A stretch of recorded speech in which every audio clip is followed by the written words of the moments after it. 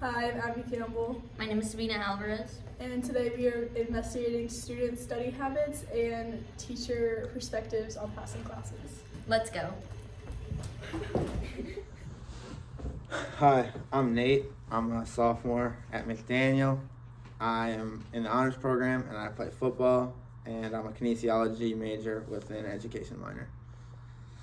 Are you happy with your grades? Why or why not?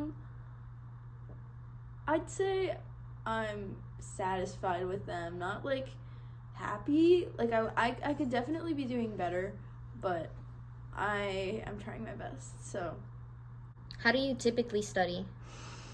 Kind of like just kind of wing it, just leave it to chance most of the time. Sometimes I'll cram the night before, but that's really about it. How do you typically study?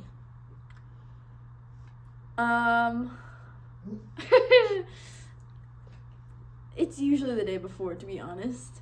Do you feel like you can communicate with your teachers?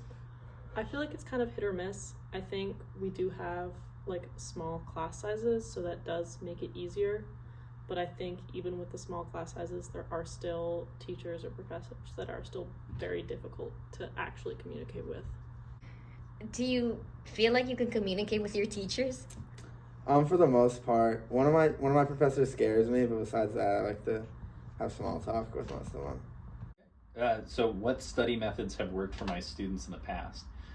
Well, it's kind of interesting because, first of all, I'm a writing teacher, so I don't have a lot of like exams or quizzes or things like that. So I think students don't often talk with me very much about their study methods or their approaches to studying. But from the students that I have discussed it with, it seems like students that have been successful in the class usually have a set of mechanisms for how they're going to interact with readings. One thing that's I struggle with is, for me, when I study, and even as a professor, sometimes we have to study. If we're going to write about something or teach about something, we do need to study up on something.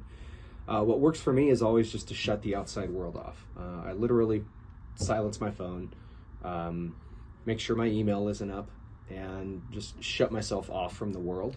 I know your generation, that doesn't quite work. Like, you need the headphones and the stimulation to be able to focus. And so I know that the way we focus is changing. As an old man, I don't get it. And at the same time, if it works for you, it works for you. I want them to understand the problem-solving process. That's like the most important thing. And then how communication fits into that process.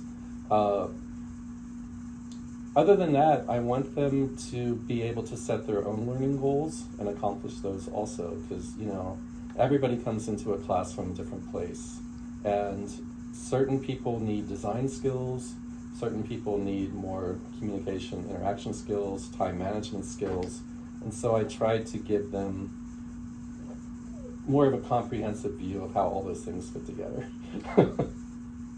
Do you have any advice for time management and balancing coursework? So I think that it's important with coursework, just like it is for anything else that you're doing in life. Set yourself blocks of time and to plan it out, because I think one of the real enemies of getting things done is just having general goodwill towards a goal. I will work on my research paper. I will study for that Spanish exam. I will work out. If you just have sort of nebulous goals like that, I think a lot of times pieces fall by the wayside and don't get done. Whereas if I say to myself, I'm going to work out at 4:30, I'm going to study for Spanish from 2 to 4, that tends to be a lot more efficient. So I think having a plan is incredibly important with time management. And could you provide any guidance on how to excel in class discussion and group projects?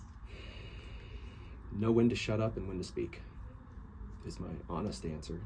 There's a time for listening, and there's a time for contributing. I haven't mastered that in my own academic conversations. I think staying focused, if you have a question, if the professor's lecturing about a topic or the class is having a discussion topic, keep your comments very germane or relevant to the topic that's being discussed. How can we reach out for additional help?